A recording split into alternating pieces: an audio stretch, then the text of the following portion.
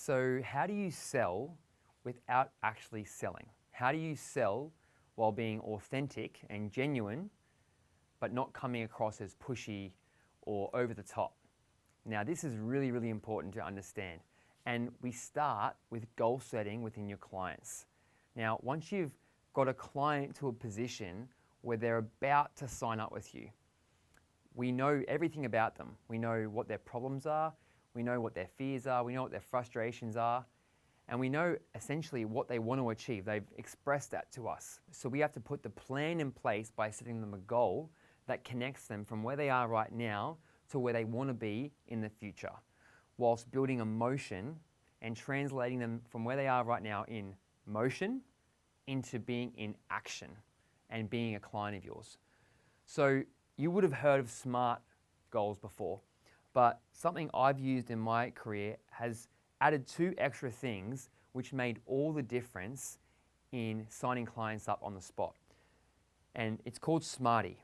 Now, we obviously know that it's specific, measurable, achievable, realistic with a time frame, but that's where most people stop. They just set a goal for a client.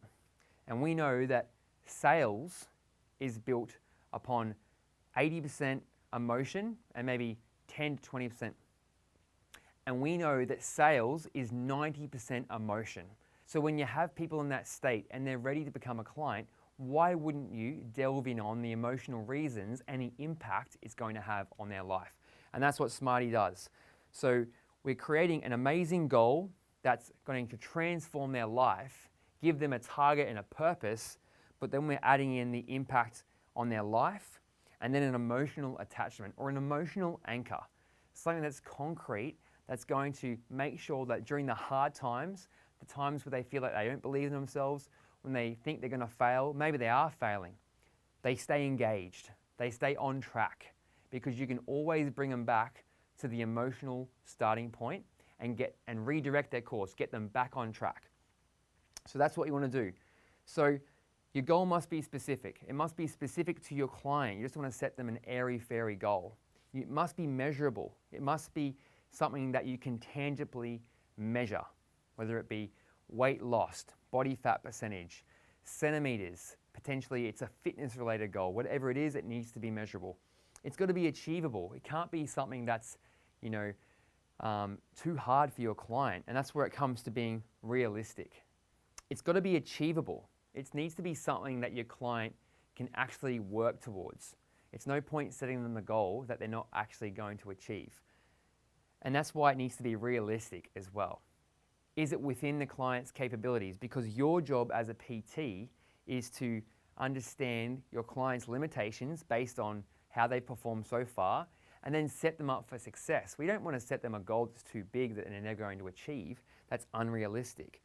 And then it needs to have a time frame. They need to be held accountable to that time frame.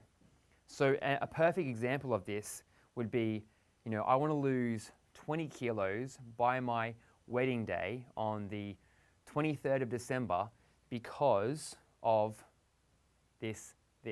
Now, the impact on that person's life is that it's going to help this lady, let's say it's a lady, feel amazing in her wedding dress. The most important day of her life to this point in time is her wedding.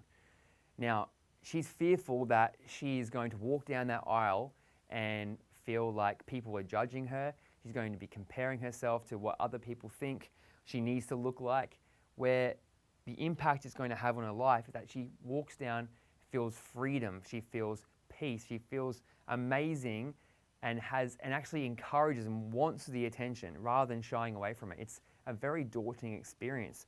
So let's take a time-poor, busy mum, for example, who's had a family. She's grown and raised this family. She's been giving all of her time and attention into her family life and into her children, and never actually giving anything back to herself. In that time, she's put weight on due to the pregnancies, and now she's at a point where she doesn't have great confidence anymore. She wants to regain that self-worth that she used to have. What type of impact is that going to have on this woman's life? This is what we need to talk about during the sales consultation.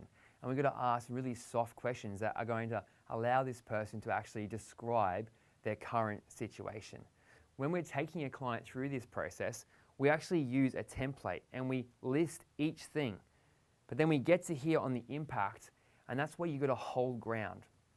You've got to let them sit in that emotion. You've got to let them feel it and start to use words to actually connect how this is going to impact. You know, how is this going to change your life? How's it going to impact? Give me 3 words. How are you going to feel? What do you think you're going to do more of during this period of time? How will this change your relationships? Will this change your marriage and transform the way you think and feel about yourself? Will that increase the intimacy in your marriage? These are the types of questions you can ask in a really genuine, sincere way if you feel like you can connect with this person on that level. It's very powerful when you're setting goals because it's real. We're talking about what they actually want. So when we talk about emotional attachment, it's all about the feelings. How is this client going to feel when they achieve this goal? So we're trying to stir emotion in terms of how will you feel? Will you feel happier? Will you feel more confident? Will you feel like you have higher self-esteem?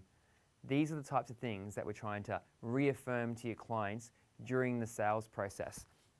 But what we can also use is some of the things that they don't want, because some people are motivated by fear and failure other than actual what they want.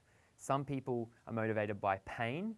Some people are motivated by pleasure. So you have to understand what it is. So they might feel really disappointed if they don't achieve it. They might feel shame. They might feel regret. They might feel like they're letting people down or they're not being a great role model. It's your job to cover both sides and ask the questions, but understand, is this person more susceptible to positive reinforcement, or do we need to touch actually on some of the negative so that they experience that, they feel that, and they decide, you know what, I don't want that anymore. I want to create a new normal for myself. I want to start to move into a positive state. So you can guide this process, and this is why Smartie works so well during a sales consultation. I usually use it right at the end when I've established rapport at a level where I can go deep.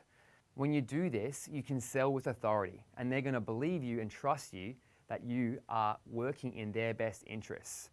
Rather than getting a client for 1 or 2 sessions a week, you can sell them on the high-end program, unlimited training a week with a nutritional add-on. Whatever your programs are, it's your job to make sure that if the client is the right fit, you have to sell them on that program. You have a duty to transform this client's life. And that's how you sell using Smartie.